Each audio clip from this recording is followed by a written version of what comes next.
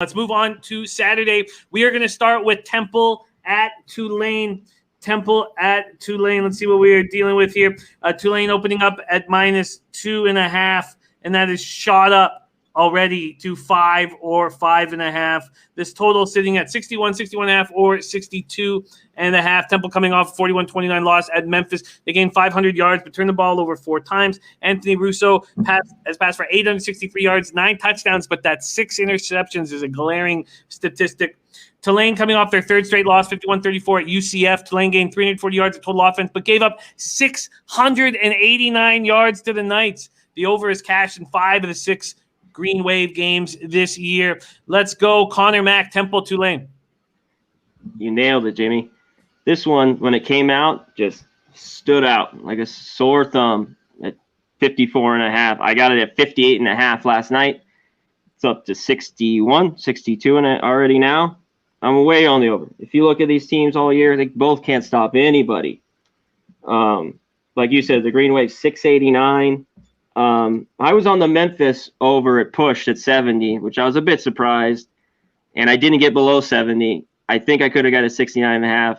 Bothered me that I pushed, but this is one that stood out right out of the gate to me, and I took it. I still think it's got value here at this number, and I think it continues to go up through the week. So we have you stole everything out of. You said everything. Connor on the over in Temple, Tulane. John Ryan, what do you think of Connor's move on the over? Is there anything you're going to be doing Temple, Tulane? There's nothing on this game for me. I definitely like his idea with the over, though, because of the defenses. The weather in Tulane, I think you may want to check, because I think there's a hurricane that's building, that's heading into the Gulf, so you never know with that. But especially this week, the Midwest is supposed to change dramatically weather-wise, and that can affect totals too. But in this game, I'm just going to be a pass, and I'll let Noli provide some intelligence. Noli, can you provide that for us? I don't know. I try, might be lacking in that department, but here in this game, I could try to break it down a little bit. What I see is the lack of defense. You talk at Tulane, giving up 480 yards of offense per game, really not going to get it done, and predominantly through the air, 326 yards. And for Temple, they've looked better than I thought offensively. They are throwing the ball pretty good, and defensively, not really indicative of what they typically are. They typically are a much better defensive team, but haven't really showed that this year. Again, I talked about that game last time with Memphis. I hate seeing this type of defenses, and they're pretty much able to do whatever they want. You look at Tulane, not one of their games or their last 4 games have stayed under 70. And here you're getting in the 60s. I think over is the only look. Over. Yeah, I was surprised when the total came out. It was just wild. That was like my eyeballs huge. 54.5, and I got a 58.5. I just thought it was crazy. But what do I know? Agreed. And it's already shot up. As you said, Bet365, they wait to put out their opening line. So they waited till 61.5. Ron Crawford saying the Hurricanes hitting Wednesday at 7 p.m., so it should be long gone for this spot. Alrighty, that's Temple at Tulane. Little American Conference action. Let's move on to a big game here. Number 5th ranked Georgia, 3-1 in the SEC at Kentucky, 2-3 in the SEC. Georgia coming off a bye week. They were last seen in a 41-24 loss at Alabama. They were outscored 21-0 in the second half. Must have been a tough week of practice for them. Prior to that loss, Georgia defeated Arkansas, Auburn, and Tennessee all by at least 21 points. Kentucky coming off a 2010 loss at Missouri. The Wildcats were held to just 145 yards of total offense by the Missouri defense. Terry Wilson, their quarterback, passed for 35 yards. Just 5 yards. 35, baby. And now you face a very angry Georgia squad. Let's see what we are dealing with here. Georgia opening up at -14.5. That has moved to 15 in a couple books, and we got a low total at 44 or 44.5. Let's go. John Ryan, take it away. SEC battle, Georgia, Kentucky. Yeah, I think Georgia is going to have the infamous bad taste in their mouth in this game. They always seem to have that one game that just completely gets away from them, and Now it's out of the way. In terms of the betting line here, it's a confusing line to me because I actually had them lined higher, and it's made me hesitate a little bit on just getting them right on the opening. I'm just pulling up the chart here to talk more about it. What rotation number are they? This is, I just had it right here. The rotation number is 195, 196. Yeah, it's the last one on the. That's why I couldn't find it. But anyway, Georgia's 18-5 against poor passing teams, and you just said that I think he had 35 yards passing, which is certainly better than 34 yards passing. And passing teams that are averaging 150 or less passing yards per game. So that's 18-5 right there in Georgia's favor. In terms of the rankings here, you got Georgia vastly better on both sides of the ball. And I know there's a lot of people out there that think Kentucky has a pretty good defense, but maybe not against this Georgia offense that you can just pound the ball between the tackles and use power running in this matchup all day long. You know, this is a game where I wouldn't be surprised if the number of passes that Georgia threw is 25 or less. Georgia's 35th in points per game at 33.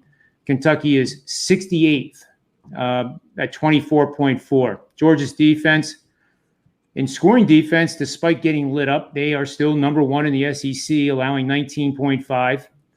And Kentucky is 22nd nationally, allowing 20. But those two rankings are pretty darn close, but I don't think they're close on the field. I just don't. And I think Georgia is going to win this game and cover by at least 7.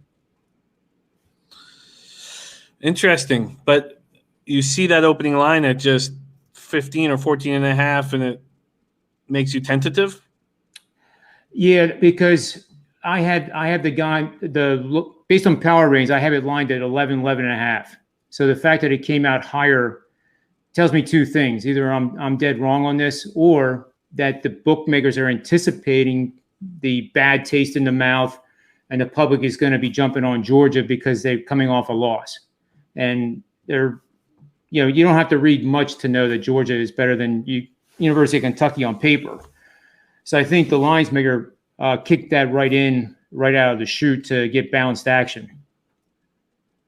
All right, let's go to CMAC. What do you think of this spot? SEC battle, Georgia, Kentucky. Georgia has got the way better team here. And the spread's indicative by the total here. What do you have as a total real quick, Jimmy? 44.5. Yep, 44.5. So they're thinking Georgia wins. I don't love it. I think Georgia's the superior team. I do think they win here. It's 2 touchdowns. Kentucky has no offense. They haven't done anything that want to make me back them as a double-digit dog, which I like. And, yeah, with Georgia coming off a loss, I don't want to step in front of them here. It's Georgia or pass, in my mind. Georgia or pass. Noli knows. What do you think of this spot, Georgia, Kentucky? I mean, right away, when I look at these two teams matching up, I mean, I want to jump on the under right away, but they set it at a number where I really have to be a little bit more cautious now. I mean, they mentioned it in the chat. Kentucky really hasn't been able to do anything offensively. They relied heavily on their defense. You look at their win against Tennessee, there was 2 pick sixes in that game to be able to produce the 34 points. Even when you see 24.4 points per game, it's not really who they are. I don't think they really can score that much week in and week out. And in this game, I think that they know that they can't keep up with the Georgia offense. I expect them to run heavily, take a lot of clock off, run a lot of clock, take a lot of it off the board. And I think the only way to look for me would be the under. I don't know if Georgia can cover the 15. I would expect them to, because Kentucky hasn't done anything offensively, going against a really tough defense, only giving up 65.5 yards rushing. So you look, they're not able to pass the ball on Kentucky's side. The only thing they can do is rush. And now they're facing the best rushing team in the nation. It's a very tough ask for this Kentucky team. Might be getting shut out this week. I still be leaning towards the under. If I get 44.5, I think I still might pull the trigger on this one. Interesting. Yeah. Interesting breakdowns from everybody here. Is Georgia first half like Michael Irvelina's thinking? Is that something that you'd be interested in, John? I guess you have to assume that Kentucky's not going to score 14 for the game, and therefore they're not going to score a touchdown in the first quarter. When it's mismatches like this, it's more likely that the game maybe starts out with Georgia scoring on the first drive, and then Kentucky looks good on the first drive, but stalls in the red zone, gets a field goal.